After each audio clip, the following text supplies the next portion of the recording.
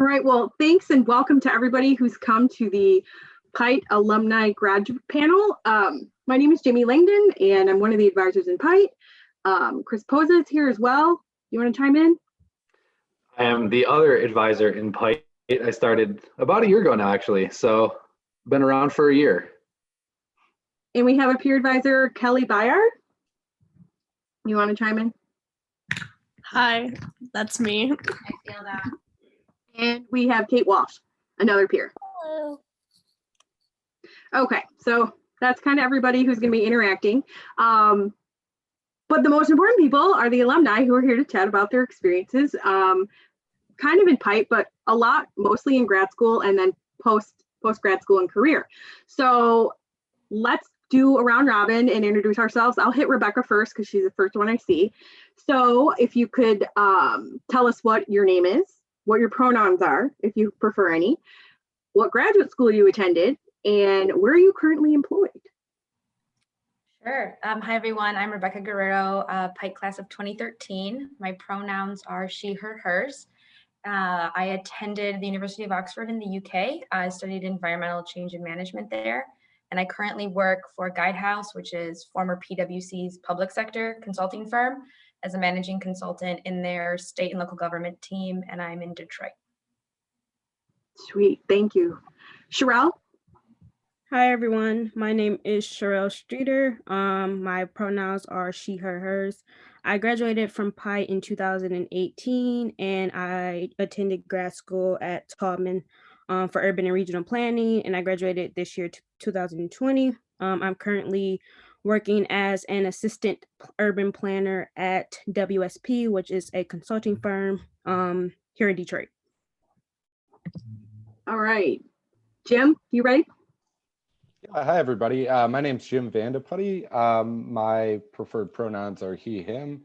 I graduated from Indiana University's School of Public and Environmental Affairs. It's commonly referred to as SPIA, but I don't think it goes by that anymore. I think it got renamed since I went there. I think it's called the O'Neill School. But yeah, I have a lot of information on that. And oh, I forgot to mention I graduated PitE in 2011, so I'm likely the old man of this group based on what I see. I hope not, but maybe. And I am currently employed with Gates Ventures, which is Bill Gates' private office. Whenever you hear him talking about making his climate change investments, it's through us. So Great, thank you. And Colton? Hey everybody, I'm Colton Bablet-Ellis. I'm a 2014 PitE grad. I'm currently in grad school, so I'm doing a dual MBA and Masters of Science at the Erb Institute at U of M. So came back for another lap at U of M, just couldn't keep away. And I am also currently employed at Domino's Pizza. So I'm on an ESG and environment social governance group there in finance, and it's the first in the company. So it's kind of exciting, uncharted territory. When did you graduate PitE or U of M? First time? So 2014 PitE grad, and I'm a class of 2022 grad for my master's. Got it. Great.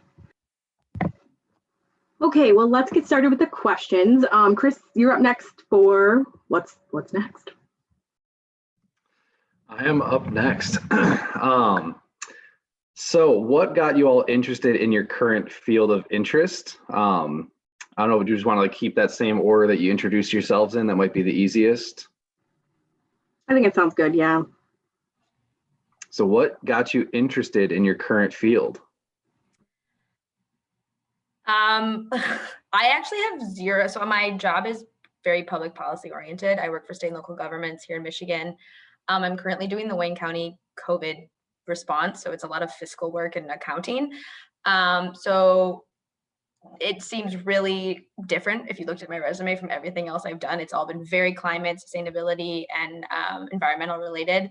But over the years of working, I sort of realized that a lot of the progress just gets stymied at this bottleneck around policy. And so I knew I wanted more experience in policy, but I wasn't, I didn't know if I wanted to go work on a campaign or if I didn't really want to be at the political, forefront of that. And I kept seeing these Guidehouse job postings on LinkedIn, and I was like, what is this company? And it just kind of happened to be this like right timing. My old job was expiring, if you will. It was a fellowship and I needed a job fast, and COVID had just hit, and it just all kind of happened from there. So I knew I wanted that experience, but I didn't really know how to go about getting it. And then I saw the posting and everything just kind of fell into place from there. So on paper, it's definitely very far from what I'm interested in overall in the long run, but in actuality, it's super relevant and learning a lot. So it was sort of an accident, I suppose.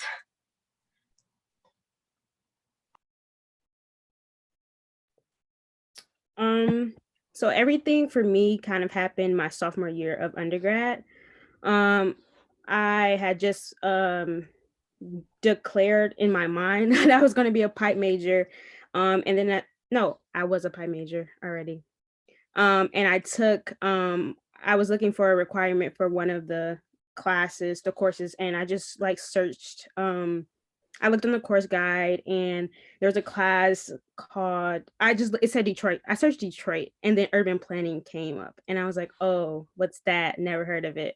And then I took the class. I had already previously taken an environmental justice class with the former professor, Dorcita Taylor, which kind of touched on urban planning things, but we really didn't go into specifics. But I took the urban planning class my second semester of sophomore year, and I was like, this is like the intersection of all of my interest. And then at that summer, I was looking for an internship. I was pretty late to the game, and I was on the PitE WordPress site, and I saw one that was about food accessibility, transportation accessibility in Detroit, which is my hometown.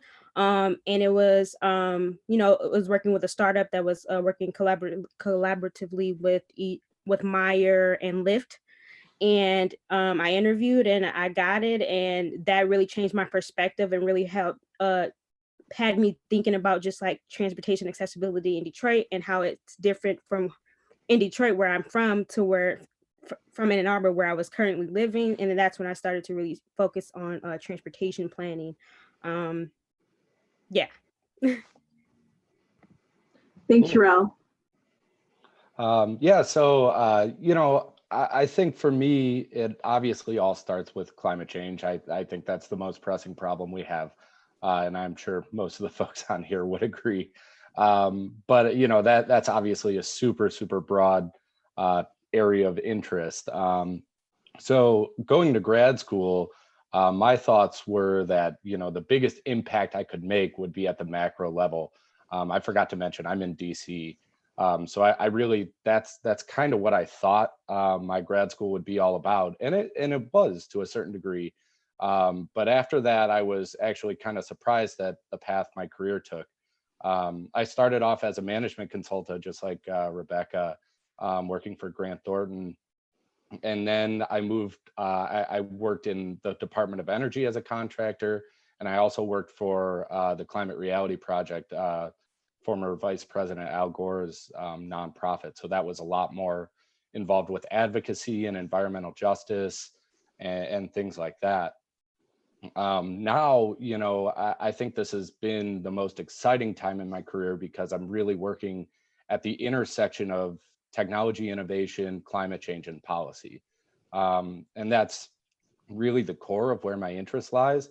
And I think that's where a lot of the biggest impact could happen. So I guess that's kind of a quick overview of where I'm coming from. Nice.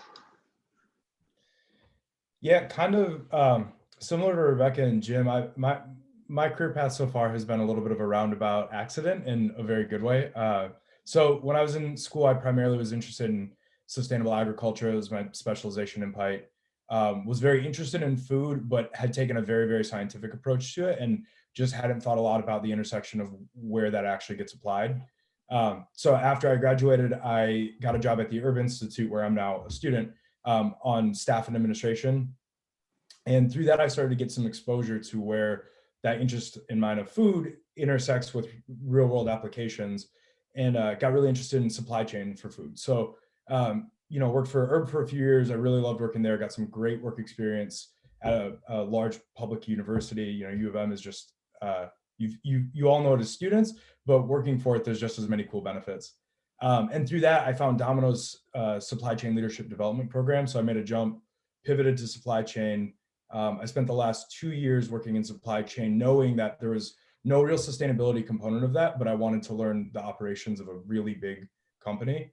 And then through 2 years of just continuously saying environment, environment, environment at any point where I could bring it up or insert it into projects, I didn't think they were making enough progress, and I wanted to do something different. So I applied to this dual master's to come back and get some more skills. And when I told them I was leaving, they actually propositioned a new job in a brand new ESG team, helping to form it. So it's kind of interesting because I think after a couple of years of continuously bringing it up, that's what ended up allowing me to switch over to a finance and strategy role for it, even though I told them I was leaving. So yeah, it's kind of a nice accident. Thanks, Colton. Kelly, you want to ask the next question? For sure. So the next question is, what was all of your dream jobs as undergrads, or maybe like what goals did you have for a career when you were a student? I don't think I thought about a career until graduation. I'd say freshman year, I wanted to be an anthropologist. Sophomore year, maybe an Italian teacher. There was a limnologist. I dabbled in urban planning. I also was really into environmental journalism, worked with NPR, the Environment Report. I had no idea what I wanted to do at all. I loved that PitE was so interdisciplinary, but the problem with that was that I wanted to do everything. I had an environmental law phase, didn't go to law school, took the LSAT, applied, worked for a law firm. I had no idea. And that's the truth. I couldn't even settle on a specialization. I remember Jamie sitting me down and being like, you need to pick these classes and find a specialization or else you can't graduate. So I was all over the place. But I think the big one was probably environmental journalist. I really wanted to do something that was writing and communications, and I have done nothing related to that since. So my dream job, I guess after my sophomore year, was to be an urban planner. To what capacity, I didn't know.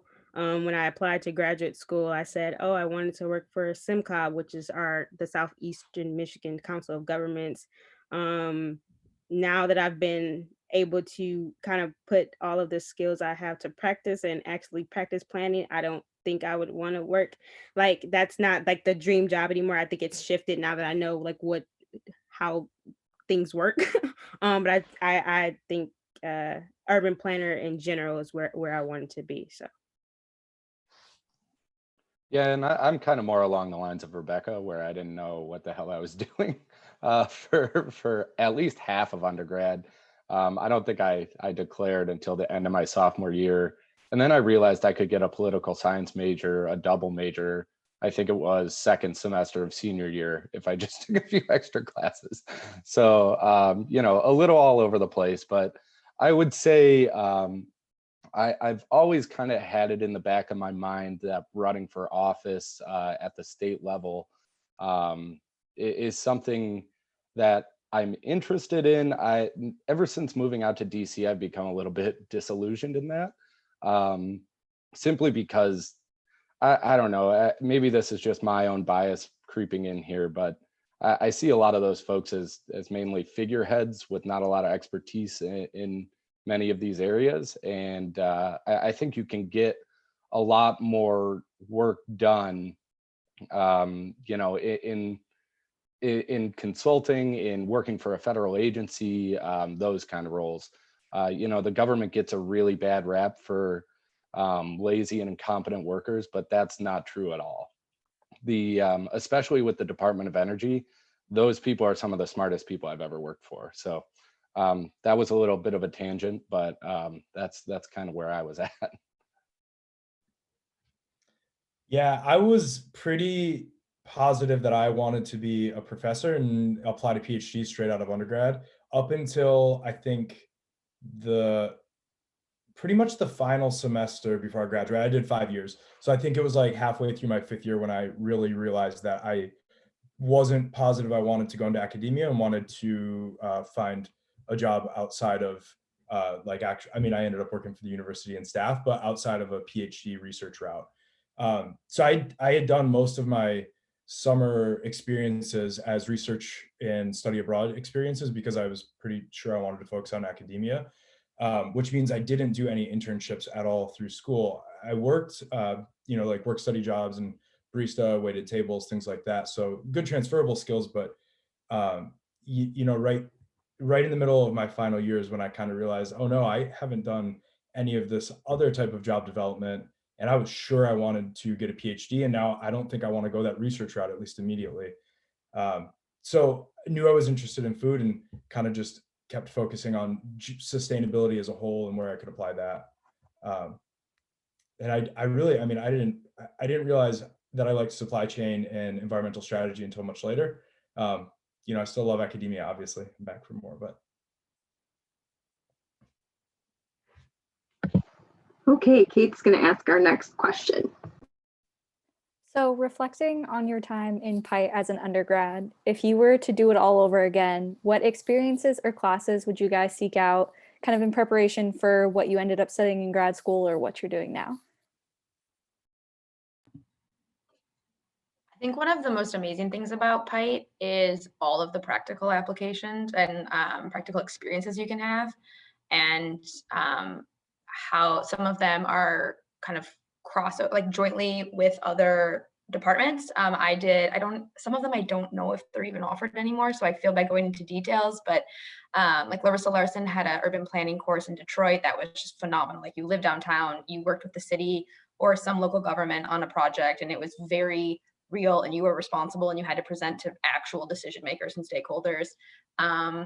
And when you like just turn a certain age and you want to go drinking in Detroit, but you have to present, you learn things that it's outside of the Ann Arbor kind of bubble and outside of the Dana building, which is wonderful. But group projects in Dana are slightly different than I think some of the practical ones. I was a Graham sustainability scholar, and that really opened to my eyes to what interdisciplinary I think really meant, just beyond Dana, and working with art students and Ross students and music students who all cared about sustainability, but it manifested in different ways. So I would, I think, really kind of think a little bit more outside of the box and encourage that. My one regret is that I didn't do Camp Davis. I did the biostation. I actually have like an old school biostation water bottle that is right. I just noticed that. And I think those kind of going out and being in nature was a really big like whoa moment for me. I didn't really grow up camping or doing anything in nature, and that brought the whole thing full circle. I was definitely more of a Bachelor of Arts focused PitE student, and I think that really made me appreciate the connection between all of it. And so I think those were kind of the highlights, and really putting yourself outside of just what maybe your roommate or your friends might think like an environment major is, and having that interdisciplinary interaction. I think that I would just echo what Rebecca said. I think that I would take more classes, maybe outside of like environment classes. So like when I think about it, I would have taken like more psychology classes, even though like I was scared of psychology. It like scared me freshman year. I did the first Psych 111 was not my friend that year. So I vowed never to take a psychology class again.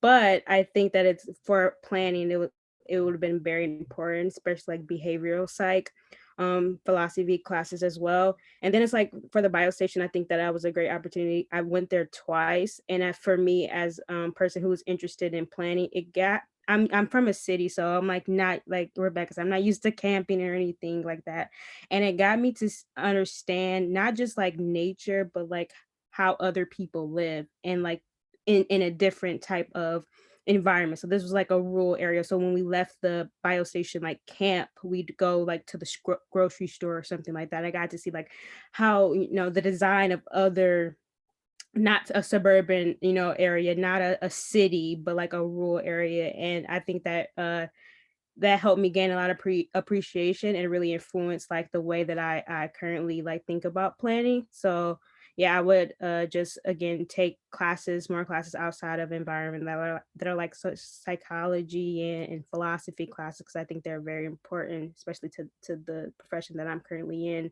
and definitely take advantage of those opportunities to go and do like the biostation. Also, semester in Detroit as well, even though that's a different context. It's like going to a city. I think I didn't do that. I think that people who did, though, they have a really strong strong connections to Detroit and understand things that I think I just don't have those specific connections because I didn't take on that opportunity. So when COVID, when we get a handle on that, hopefully, and semester Detroit comes back, I think that's another opportunity to really try to explore. Yeah, so I definitely agree with what my other panelists said about, just taking a variety of classes. For me, undergrad was really about figuring out, where my interest areas lie. And, being able to explore a variety of different courses was invaluable to me. If you are really considering public policy school, I highly recommend taking a few more statistics, economics courses. I was terrible at those in undergrad, but ended up loving them in graduate school. So it's odd that can flip, but it certainly can if it's more curated to environmental economics and energy economics. That was fascinating to me. I'll also plug that my field experience was EcoQuest, which I hope we're still doing, Jamie. Yeah, still doing. Okay, can confirm. If you have the resources to do that, highly recommend. It was absolutely a life-changing experience. It's a study abroad trip in New Zealand. And it's really not all that. You can get a shortened version that's only like 5 or 6 weeks, or at least that's what I did. And that was absolutely fascinating and really a great experience. So. FYI, that event, it is still there. That experience is happening, but it's not happening right now because COVID. Yeah. But it's still a thing. Good. I kind of what I said in my the last question. Honestly, I would have just liked to have done at least one summer internship. I did sorry, my cat really wants to say hi to everyone. I did some really cool study abroad experiences over most of the summers, which I wouldn't trade for anything, but I think I could have found some internships in a similar avenue and gotten both the abroad experience and a working experience. But that's, I mean, I took like everyone has mentioned, I took a variety of classes and it was wonderful for the exposure. And there are things that have popped up that I would have never expected. Like, I ended up really liking Spanish, and I did another major in Spanish Lit. And my first year working with Domino's, I worked in one of their factories learning the operations side, and like 90-ish% of the workforce was Spanish speaking as a first language. And so for more than a year, I was using it every single day. And like in school, I just studied it because I really liked Spanish literature. And I never thought that would be incredibly useful for at least a year plus in real work situations. So yeah, just kind of bolstering what they said, and I would have done some sort of a professional experience in the summertime, I think. Can I just add, and I realized that this was maybe the really obvious one, but like write a thesis. They didn't teach that in grad school. They assumed you knew how to do academic writing and research. And I kid you not, I referenced my PitE thesis when I was writing my graduate school dissertation, because in the time that I had worked in between the two, I just forgot how to do that. So if you are so inclined, I'd really encourage everyone to write a thesis. It's kind of a 2-year experience. And I don't know if Jason is still leading that. Yes. And he's really, he provides a phenomenal foundation. So that was pretty much of a game changer for my graduate school experience.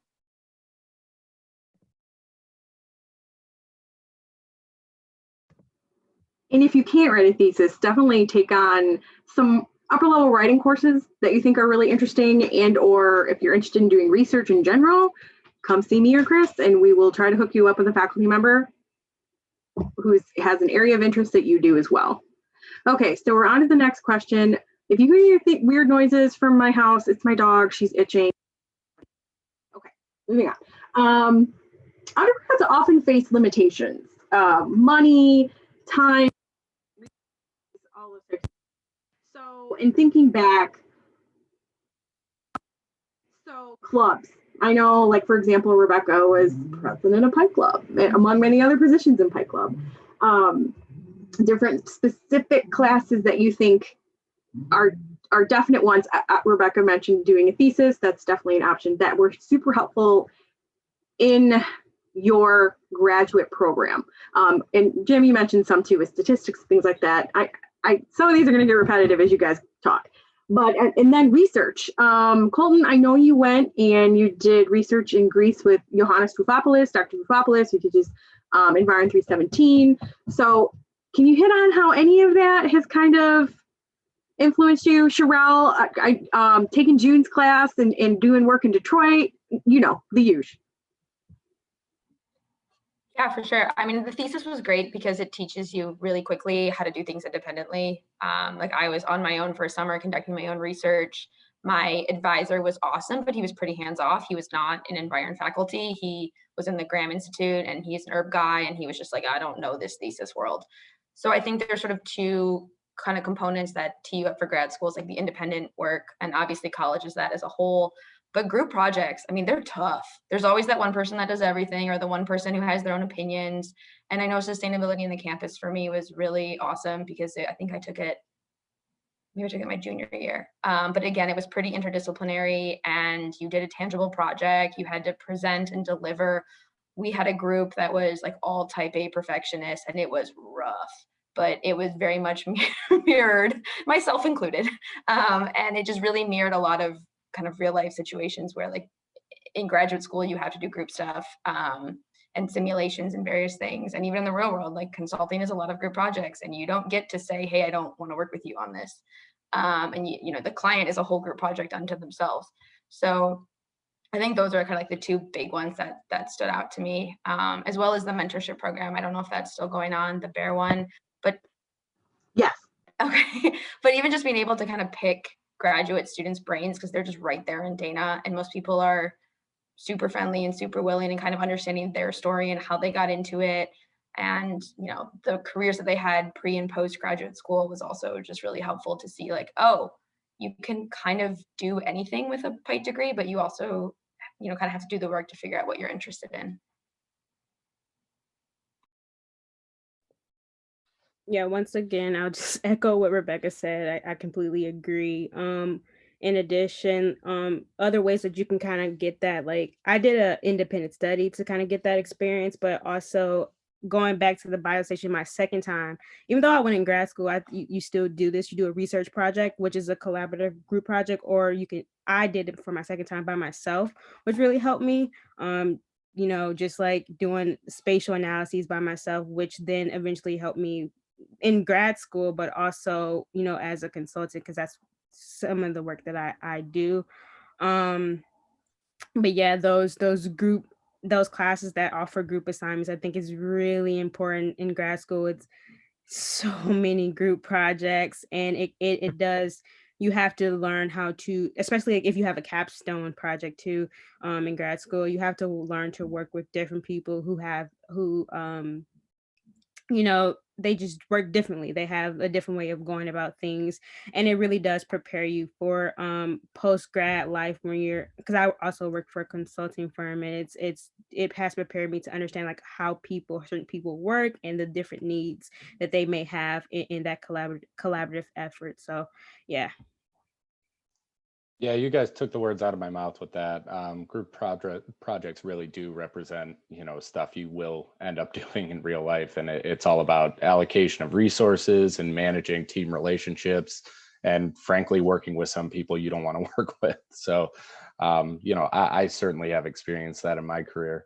I'll make this section for me a little quick because I'm a little removed from undergrad, so I don't fully remember all of the extracurriculars I was part of. I was definitely part of Pike Club, which was super cool, and made the university a lot smaller. So I definitely encourage you to do that if that's still going on, which it appears so. Great. And the only other thing I'd add is really you got to learn some basics about Excel, PowerPoint, Word. I know that sounds stupid, but you would not believe how many people I've run into that can add two cells together. So please, please learn those basic Microsoft Office skills. You can kind of figure out some of the technical stuff later. I've never learned how to code, for example, but those baseline computer skills are wildly important in grad school and in your career. I live in Excel. I can verify Yeah. that for you. I'll go just a slightly different response, and I agree with what everybody's saying. But I would say don't neglect the social side of being in some of the clubs too. Like, I mean, I was in a few clubs that had nothing to do with professional development experience. Like, I played a lot of basketball, so I was in a group that did intramural sports like that, and I was in a cultural club for Greek speakers, and I've just made some really good connections out of the social side of that have cropped up later with people that having similar interests and sharing job postings or things like that back and forth. And there's some more resources now on campus too that I think when I was in school, like I think Graham Scholars was only in its second year or so when I was getting ready to graduate. And now there's an Erb Fellows program, which is sustainability in business. That those are both curricular, but there's a social extracurricular component outside of that. And that it's a small, kind of like what Jim just said, it's a smaller community that within the university, and everybody in it kind of has a similar mindset. And so if you're interested in something like that, specifically with sustainability, I just find one or two or a couple of those clubs and just don't neglect the social side. You'd be surprised in like 5 years how friends you made in undergrad's job sharing on LinkedIn or something comes back to help.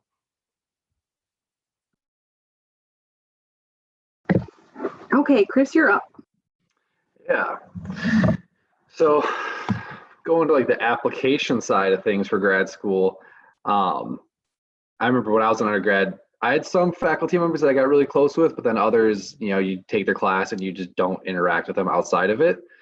So when you were applying and you had to get letters of recommendation, one, how did you go about asking? And then who did you ask? And why did you choose them and why did you approach them in that way? I worked in between undergrad and graduate school, so I did a combination of academic and professional. I had one of my direct bosses who I knew was a slightly better writer than the other one. I just knew that he could be a little bit more academic about the letter. And he's also from Michigan, and we just had like a closer relationship, I guess. After undergrad, I went to DC for a few years to work for a law firm. And then I asked my undergraduate thesis advisor because it was graduate school, and I figured that was the perfect, like he knew my entire academic research experience. And then I asked a professor that I felt like I had developed a pretty close relationship with, Richard Norton in the urban planning program. A lot of you might know him. He's fantastic. I think he does try to invest in students. He's crazy busy schedule, but if I was really interested in urban planning in cities, and that I thought that his recommendation letter fit really nicely in my essay and the points I was trying to get across. And so it was sort of a combination of who knows me and who can write about my personal, professional, and academic experiences, but also thinking of the application as a little bit of like a package and what am I saying and can they speak to those pieces?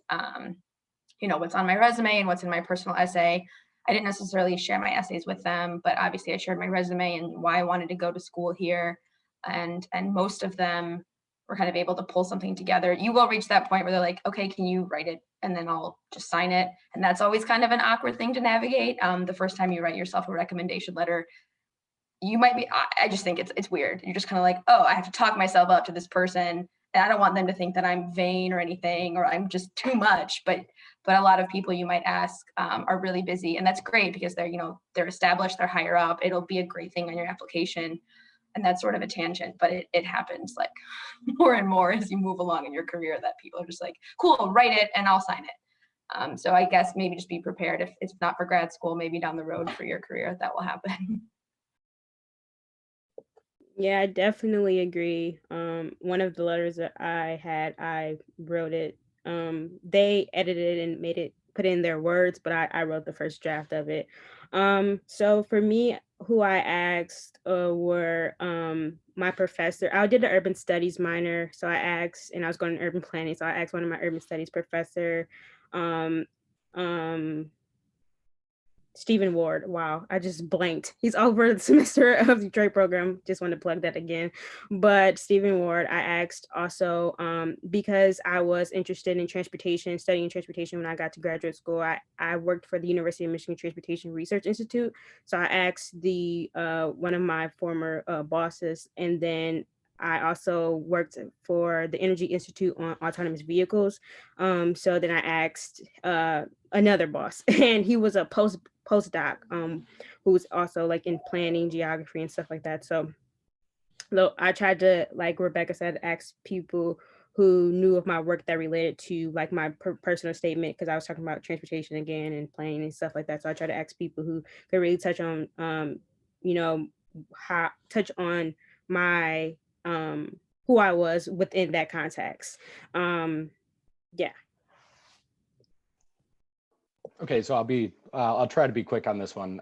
But I would say my number one piece of advice would be to take a course in the field that you're planning to go to grad school for, because I got my letter from Professor Barry Raid, and I highly recommend that guy. If you can take one of his courses, he was my favorite professor in undergrad, brilliant mind, and he knew people in the grad schools I was applying to. So I assume that helps. I don't really know the selection process, but let's just assume that helps.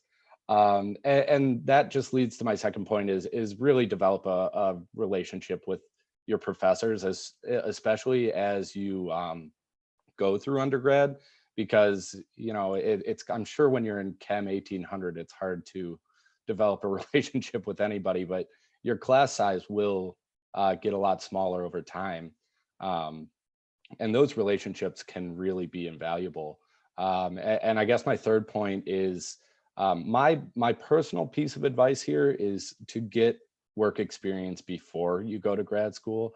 I went direct from undergrad to graduate school, and I frankly wouldn't recommend that, simply because getting that work experience allows you to develop a network, manage time better, and kind of understand the field that you're going into a little bit better. So those 3 points would be my pieces of advice. Yeah, I'd say if you do have an opportunity to work and you like your manager, your boss, definitely, like everybody said, try to sort of form a mentorship type role with them. Most people are happy to write recommendations. They like to be able to help others. Professors also typically go into a professor role knowing that they'll have students coming to them for mentorship and asking for help later on. So if you think that grad school in a specific area is an interest of yours, it never hurts to just tell a professor that and flat out ask them if you can stay in touch, so that in a few years they'll write a letter. I don't think I've ever heard one say no to that. I think most people are just happy to have other students interested in their field. And then depending on what kind of grad school you go to, academic recommendations might not be required. Like my business school application asked for one boss, not an academic source. So I would say try to balance the two, and always kind of, have one or two of those relationships that you can go back to and ask for advice or help or a letter from.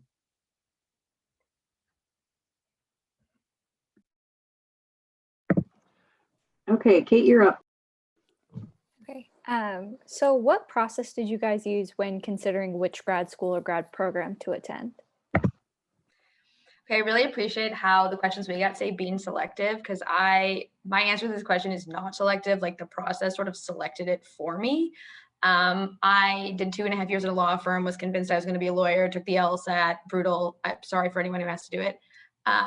Started applications. My dad's a lawyer, tons of lawyers in the family. And over Christmas break, they talked me out of it. And they didn't really talk me out of it because I knew I didn't really want to be a lawyer. I wanted to be an environmental career person.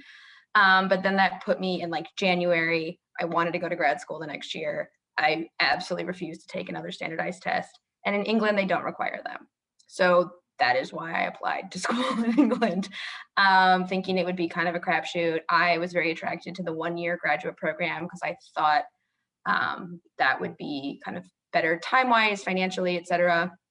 The program was really appealing, very interdisciplinary, but had a lot of management and more like financial side to it that I thought it was lacking in my general career. But frankly, like once I realized that I didn't want to go to law school, I had no idea what I wanted to do. And I felt like I was starting from scratch. So grad school felt like an easy out from that kind of stress point in my life. And it ended up working out really well.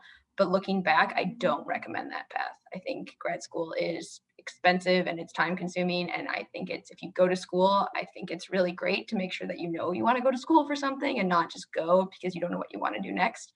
So it worked out for me, but that's kind of and I'm sure other people have had the same thing of like, I went to grad school and everything was fine. But I do know some people who end up going to grad school and are like, I still don't know what I want to do. So yeah, there was no process. It was literally like, I'm just opting out of the GRE now. So what are my options? So. Yeah, so I knew I wanted to go to grad school just because our undergrad, we didn't have an urban planning, curriculum. So I knew I wanted to go to grad school, but I didn't know when. And the GRE started to creep up on me my senior year.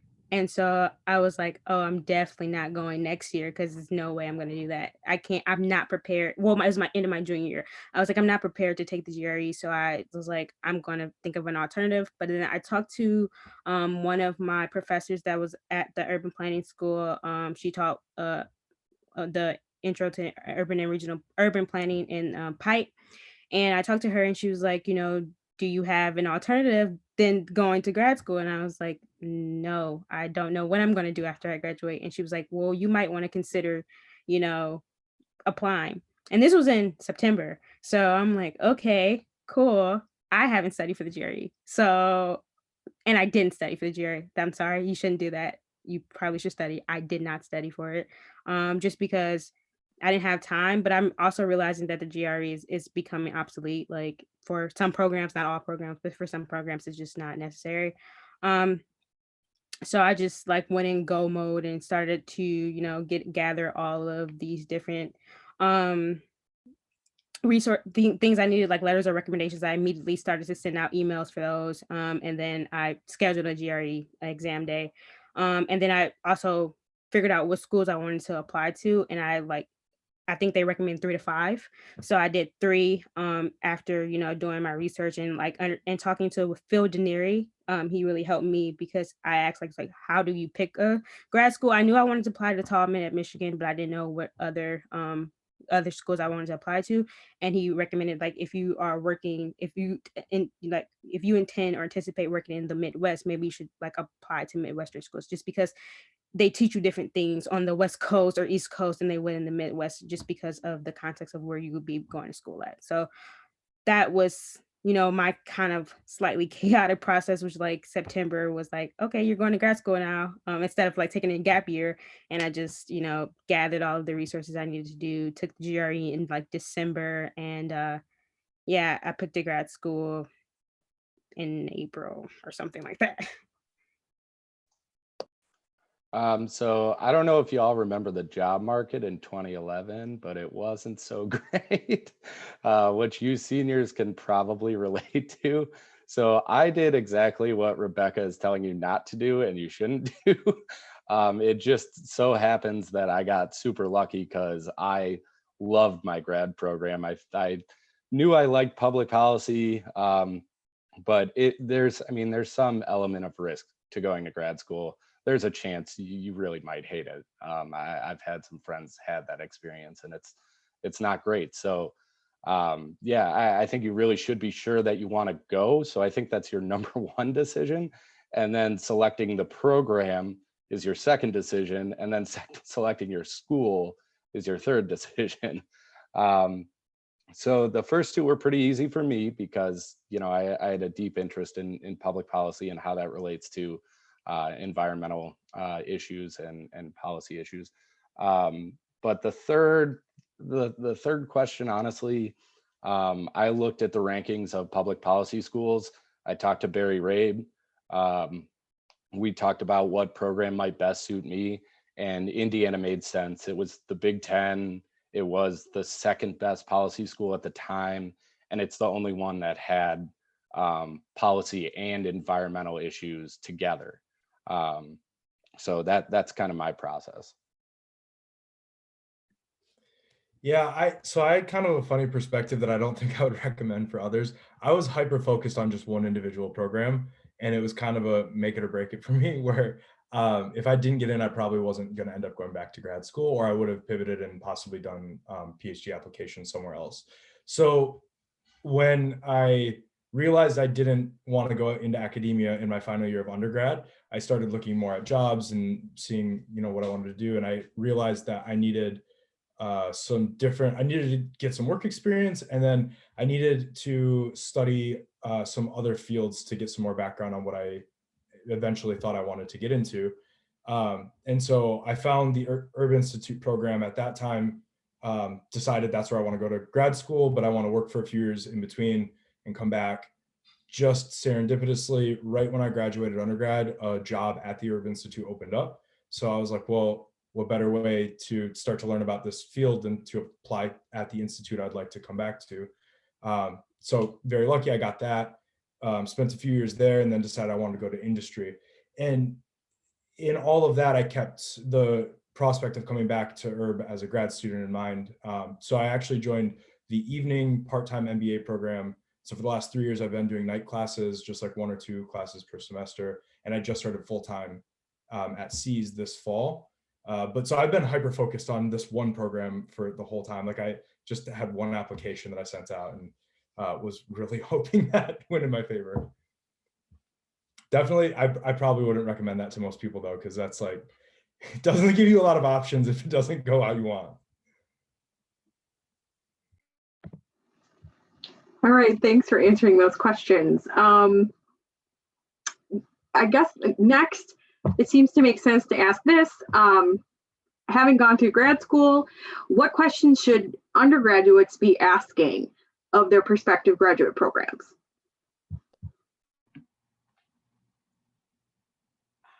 I think there's a lot of great questions you can ask, and I think it really depends what you want to get out of grad school. I didn't have a whole lot of insight into questions, like personally, I didn't ask a whole lot. What I did do though, is I tried to track down alumni of that program and ask, like, see what they were doing, ask them, like, because they'll give you the real of how it was. And luckily I had a friend who interviewed some girl in DC at the time who had done the program in Oxford, and we connected over it, and she was very honest, and she was very kind of open, and we continued to chat throughout, until I found out that I got in. And I felt like I was kind of able to ask her, like, I haven't heard, just those questions, like the stressor questions, what is the course like, what is social life like, why didn't you stay in England, just the questions that were on my mind. Because Oxford was a little bit of a black box and kind of hard. They didn't have an interview. I guess you could go visit. That was not in my budget to go visit. But I think if I were to do it in a place where I could ask those questions, I think a big one would just be about things that I thought that I was interested in and how I could pursue them. I think a lot of people understand, like, what kind of jobs do people have? I don't think that's always telling of what the experience is like, of what jobs people get. Because frankly, like, I think the market for environment jobs has gotten a lot better, but now with COVID, I think it's been the first kind of job market to get axed, or one of them. So I don't think jobs are always indicative of the type of experience you get in the program. So I think my big thing is look for alumni. And not to put Chris and Jamie on the spot, but I'm sure they have a great database that's maybe even available to everyone of PitE alumni who went to certain schools who can chat to you about that. Because you'll just, I think, get a little bit more of a candid experience with that. We do, and it's how I tracked you all down. Yeah, so I think one of the questions that I wish I would have asked, or something I wish I would have done, would be to look at the courses that they offer. I, for some reason, so I was basing like me picking graduate programs based off like, where is it? Is it close to a city that I'm interested in working to, or do they work closely with that city, and stuff like that. And I think I neglected looking at the courses that they offer. because I assume like, oh, it's an accredited program, so they have to offer like very similar courses, but it's different. It's different courses and different things that, certain schools do that others may not do. And I think that I would have definitely started to like really look at the courses, especially like for a specialization that you might be interested in, if your program offers a specialization, and really like cross-reference the two, or how many whatever grad programs you apply to, just like look at those courses to ensure they meet what you want out of your graduate program. So understanding what you want and see if like, oh, this class, they offer this class. And I actually end up, after, when I was in my second year of grad school, I went through like other graduate schools courses like that I didn't apply to, but I just went through them. And I was like, well, that's a really cool class. I wish I could have taken that class, but it's in like University of Boston or something, or Boston University or something like that. I was like, oh, I wish I would have like actually paid close attention to that, because there are certain things that you want to take out of your program that, maybe this program just may not offer. And I'll also, like, for me, I was just graduating undergrad from Michigan, and it was a lot of racial tension during that time, like from like 2016, 2018. And one of the questions that I asked was just, how did my program handle that? Just because like that became a draining period for me personally at the university during that time. And I was wondering, like, what did the program, because university, we are under that umbrella, but programs do take different steps to addressing certain things. So I one of my friends brother attended the program, so I asked him, like, and he was very frank, just like, what did this program do and not do to kind of accommodate students, especially during times of like 2016 was a big one, but also 2016 to 2018. So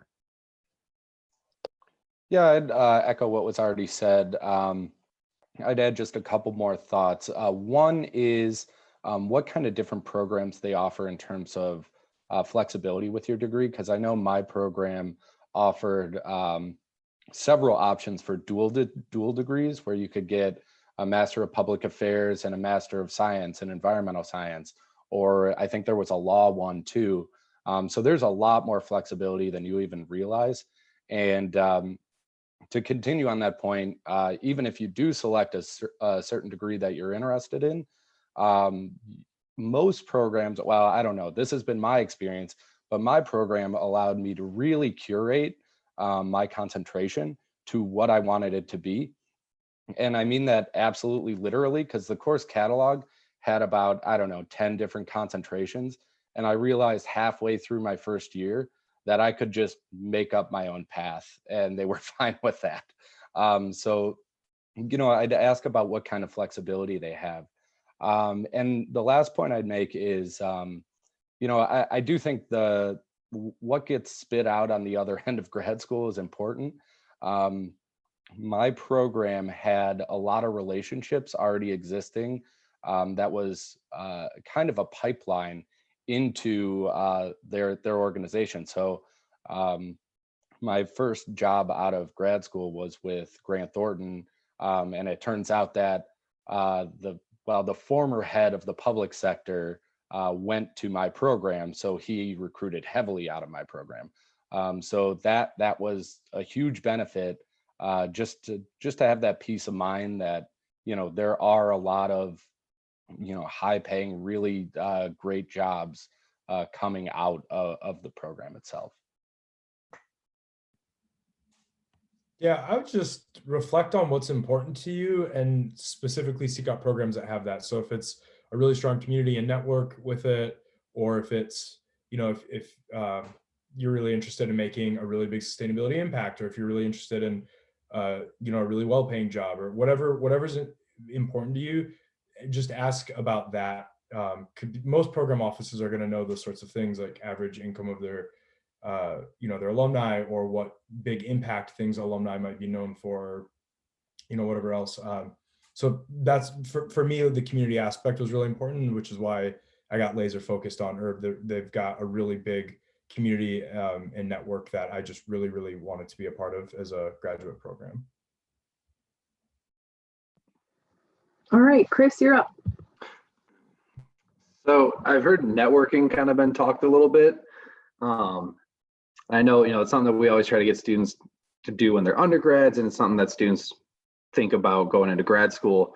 But professors are definitely a great tool. And I mean, you mentioned having some from undergrad that you talk about or talk to years later.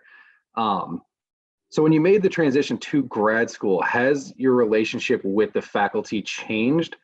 Like, are your relationships with your grad student or grad faculty different than your relationships that you had in undergrad? I think yes and no. It's a little bit, for me, it was a question of scale. My graduate course was a lot smaller. I think there were 27 of us. And we had this kind of core group of professors that all had their own modules and they interacted with us year round. We went on course field trips. So you'd be like at a pub with your professor, and it was a little bit more of a peer-to-peer relationship versus a little bit more of a hierarchical professor undergrad. That as you grow through senior year can kind of shift a little bit. But everybody has professors in undergrad that they just don't develop a relationship, right? Like you're in a 300-person auditorium, or you liked the class, but it just wasn't your, you just didn't, there just wasn't time, or it wasn't really your thing. And so I think in graduate school, it's just kind of a little bit, for me anyway, it was just a little bit closer. They know who you are, you're interacting with them. Like for us, it was, almost like a 9-to-5 experience because they crammed so much in one year. And then you're also, socializing with them. Like they'd have parties at their house and invite the course over. And just, when you're writing your dissertation, they're very much involved in that process. Because a lot of them, it's like, for some of them anyway, like you're doing research that's part of their overall work, or the contracts they've won with certain other organizations. So I think it's just kind of a step beyond the undergrad experience. And at the end of the day, I think professors kind of, the ball is in your court if you want to develop that. And once you reach out and kind of keep nurturing it, I think I found most professors are pretty receptive to it over time. Yeah, I agree. I think the scale played a lot into it. My graduate program was pretty small. I think 35 students, maybe seven like professors or faculty members. So you got to know them all, like on a name basis, because they know all of us. So I think that the scale, because at when you're undergrad, again, like Rebecca said, you have these very large courses, and it's kind of difficult to kind of establish those relationships if you like don't really like try to deliberately do it, I should say. But I would say that for me personally, just because I had attended the same university for my undergraduate and graduate program, my relationships that I had in undergrad were really strong. In comparison to like the relationships I had with professors in my graduate programs, just because I had spent I met them early on in my academic career, and they're the ones who kind of pushed me into graduate school, and I spent like an additional 2 years. Even though I was in a graduate program, I still like talked to them on a consistent basis. So I had stronger relationships with them. But I think that I knew all of my professors on a name basis, and I got to like in graduate school I got to just like it was a casual thing. Like in undergrad I didn't know many of them at all, but I think scale gets you the opportunity to get to know them very intimately if you want to. Yeah, I feel basically the same way, especially because I was an idiot in undergrad and didn't go to office hours like I should. So I really didn't have those relationships, but I'll tell you what, in grad school, they really are valuable. These are some of the most brilliant minds you'll ever be working with. So you really should take advantage of that. And honestly, some of them are just really cool people that, you can just spitball ideas with. So I actually, that was one of the best things about my graduate program is how great and how brilliant the professors were. So I would take advantage of that if you can. Yep, agree to all of that. And the only other thing I'd add is I always kind of thought of GSIs as professors as well. And now I realize that they're just scared grad students. So be nice to them. Treat them well. They're not real professors. They're trying their best. It's like I'm probably gonna get a GSI job one of my terms, and Yep, it's going to be a scary experience, so treat them nicely. That If I have you in my class, please be nice to me. That actually reminded me though that I was a TA in grad school, so there's a lot of options, especially if you meet professors early to defray the cost of grad school by either being a TA or a GSI. Awesome. So we have 3 more questions left, just to give you the timeline of, I know these are like digging deep and lots of response information coming out of this. So Kate, you're up. You're the next question. Did your graduate school programs that you attended provide any kind of support to you guys post-grad and when looking for jobs or other opportunities? Yes and no. And I think this kind of ties back to, if you know where you want to work, I think that, or like the region you want to be in, I think that actually is a pretty decent consideration. After Oxford, I worked in the UK. I was actually in sustainable supply chain consulting, and then I was kind of doing ad hoc advising to like the World Bank and the UN on disaster response, which was my focus at Oxford. So for that, it was, I mean, my consulting job was in Oxford. We had clients all over the UK, and the guy who hired me was he was sort of a visiting professor. He taught one of our kind of electives that you could pick from. So in a way, yes, but when I returned to the US, like, no. I had an American friend who asked them, and they're like, just check out Harvard's job board. So I think when you choose a school that, I wouldn't change it for the world. I loved the international experience, but I was very much left on my own to figure that out. And I think returning to Michigan, where I did have a really strong network, was really helpful. But I think if I was to kind of pick a New York or an Austin or a San Francisco or a Denver on my own, it would have been pretty challenging because I think the network played a pretty strong role in that. And a lot of that has to do with, frankly, PitE in Michigan and just the experiences out of there. So it was kind of a mixed bag, if you will. And at the time, it was like post-Brexit, nobody was offering Americans visas. So there really was no opportunity to kind of stay and keep working there. And I think there's been a few other PitE grads who've graduated from Oxford and have found it like a little tough to reacclimate back into the US job scene, which is very different than the European one. And that's kind of how Oxford tailors the graduate support. So if you do choose to apply abroad, I totally recommend it. But the return to work in the US, if that's your next step, there will be a little bit of a adjustment to that. Yeah, I think that I would say that my program helped me. So where I currently work, I actually externed there. Our program offers an externship program during the spring, where you just work, and it's like for free or whatever, but the point is for you to get to understand like what this company does and what they do, and if you like private consulting or you want to be in the public sector or a nonprofit, and then that ended up turning into an internship my fall semester, and then now full-time. So they helped me in that regard. And then like for me personally, well, for my program, we have like our professors over our capstone projects. When I guess since we're in the region, like Detroit metropolitan region, they have connections to jobs, or people send them jobs. They tend to share those out to the student body, or they'll email you personally if they know you and know of your interest, and they'll just email you and like, would you be interested in doing this line of work? I also recommend though getting connected, if your program offers this, is your career advisor. I think they're amazing. My career advisor, I like, even after graduating, I talked to her like throughout my steps in trying to, turn my internship into a full-time position. She helped me post-grad. Like I talked to her routinely and understanding different aspects of like, getting a full-time offer, but also just understanding like negotiation and also like interviewing tips, because I was applying also to different positions.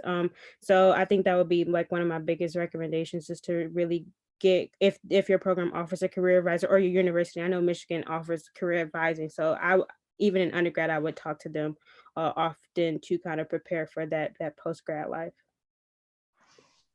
Yeah, I'd say the same thing. My career office at Indiana was awesome. They did a great job organizing job fairs, interviewing, stuff like that. and gave you tips on interviewing and your resume and stuff like that. So that's the first thing I'll say. The second thing is one of my more embarrassing secrets is I had to do the classic millennial move back home for a little bit through a combination of, a lack of internship experience, the job market being tight, et cetera, et cetera. So I went back home and built my resume a little bit, and I actually ended up going back to my grad school. I drove 6 hours for this job fair, which ultimately ended up with my first real position. So don't lose touch, for one. And number two, I would say, my first job I mentioned was at Grant Thornton, and I was working as a contractor for the FAA, which, to be honest with you, was one of the most boring snooze fests I've ever been in. So the point of that story is to just tell you that you may not find your dream job right out of undergrad or right out of grad school. And I think it's really upon you to be a little bit flexible in location and, where what your job might end up being, because frankly, my current position is the best one I've ever had. I don't foresee me leaving it anytime soon. And I wouldn't be here if it weren't for me taking that first one. So yeah, just being a little flexible in that regard. Yeah, so the Erb Institute and then SEAS and Ross all together do a lot of career support, which is, it goes back to one of the reasons I chose this program, partly the network, partly because being in a dual degree, you get that office and then you get each of the individual schools, tools and resources, career services. So I wanted to be able to, access as much of that as possible. And I think both SEAS and Ross have a lot of really good alumni support. They've got job boards. I know they've got advisors. Sorry for that noise. My cat is knocking things off the shelf. And I know Erb does as well. When I worked there, that was one of the things that I did, was regularly kept in touch with alumni. And if they were looking for jobs or wanted to pivot sector or whatever, they would often reach out to us, and then we would help connect them to other alumni or other people in the network that were in a similar position. But yeah, that in-school and alumni support is definitely, at least at Michigan, is really great. Okay, well, we're actually down to one question because you answered the other one that we had kind of two. So here's the last one. Where do you see your own careers going now? Which some of you answered a little bit too, but let's go there. Yeah, I think that's a great question. And frankly, I think it's kind of an iterative question over time. Like if you had asked me that 3 years ago, it'd be very different than what I think now. And I think to Jim's point about flexibility, I think there's a certain amount that you should just maintain throughout the career. And it's frankly kind of scary at first. Like you leave school and there's so much structure and just sort of like, it's kind of what you're used to doing. And then you go and you're like, oh, I get to pick, like I have to find something and go do it. And so I think trying to hold on to like the beauty of that. Cause like I was in the same boat as Jim. Like I was in parents' house working the farmer's market at Ann Arbor. 2013 was not much better than 2011. But now, like taking this job, I sort of did it backward. Like I was at a private foundation. I've been all over the place. Now I'm back in consulting. But I do think I want to stay in the corporate world and continue working. Like ideal job is kind of like chief sustainability officer, working with companies or governments on really integrating climate and sustainability into their plans and just beyond like the sustainability report and into real action.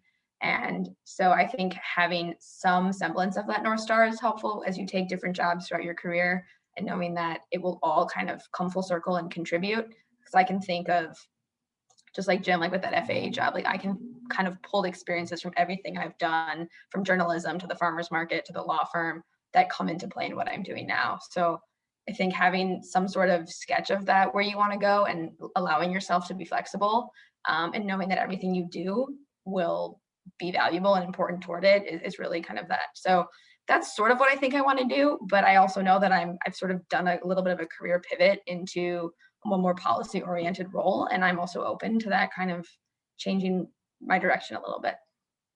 So that's like the more eloquent way of saying I don't know.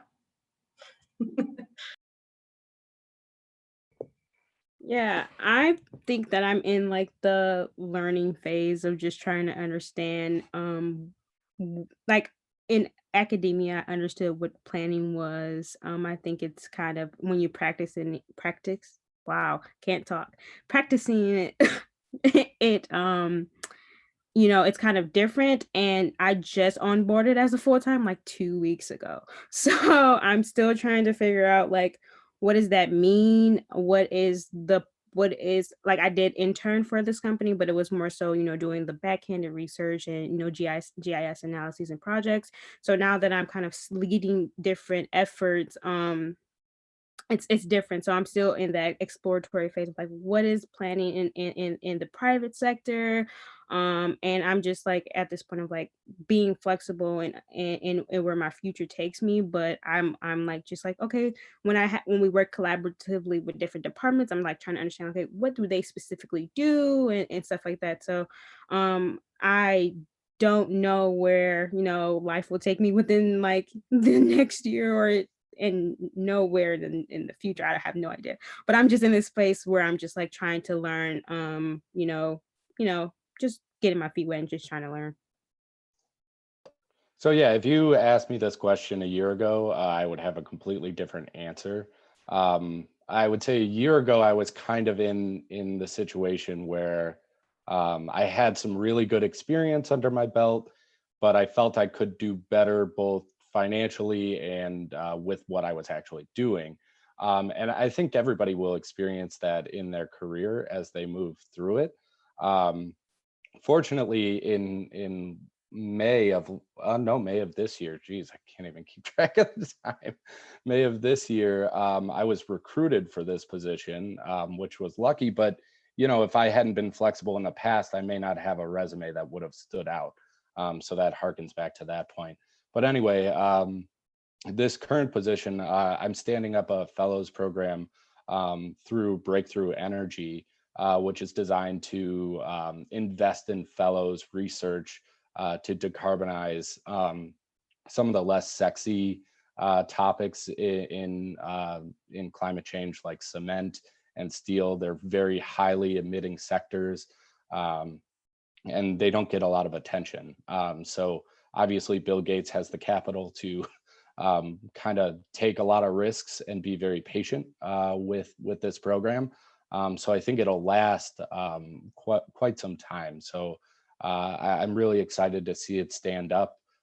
It's brand new, so I don't see me moving off of this position anytime soon.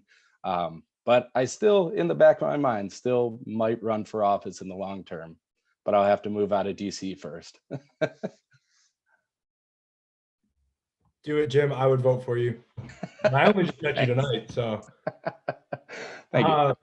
Yeah, I mean, very much in line with what everybody said. Be flexible, and if you ask this once a year, I think my answer would change a little bit every year. There's definitely some consistent threads for me, but it kind of alters a little bit as I have different experiences. So right now, I'm primarily focused on two different areas.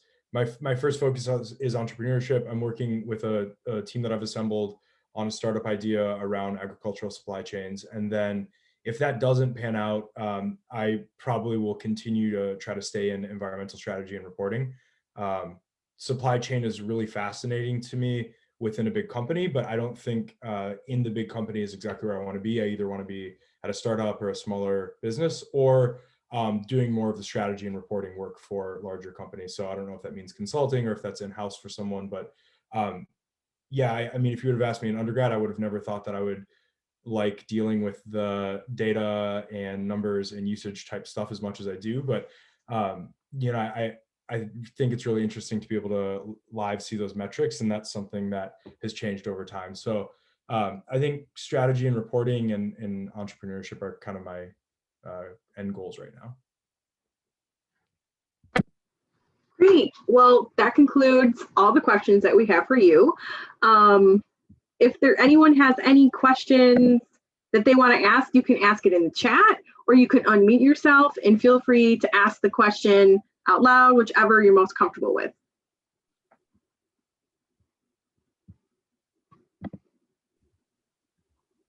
There's a question in the chat, Jamie, from Anthony. I'm happy if you want to talk more, you're welcome to reach out to me. Like I said, I'm also a U of M student, so I know right now is probably not the best time to meet up. We could do a call, or later into the winter or even in the spring, I'd be happy to meet somewhere in Ann Arbor as well. Same for me. Yeah. I think Jamie can share out my email or what have you, and I'm willing to connect with anyone. If that's fine with, yeah, everyone else, I can put your emails on, sorry, this is my life right now, on the bio that we have for you guys, so that that's already been linked out to students so they can go check that out. Yeah, I do have to leave for another meeting, so I can't stay to ask some questions, but I appreciate you guys offering that. Well, thanks for coming. I think if no one has questions, that concludes the grad panel. If anyone wants to stay on afterwards, I'm going to stop recording. But if anyone wants to stay on afterwards and chat, feel free. But this is the end. Thanks everyone for coming. Thank you.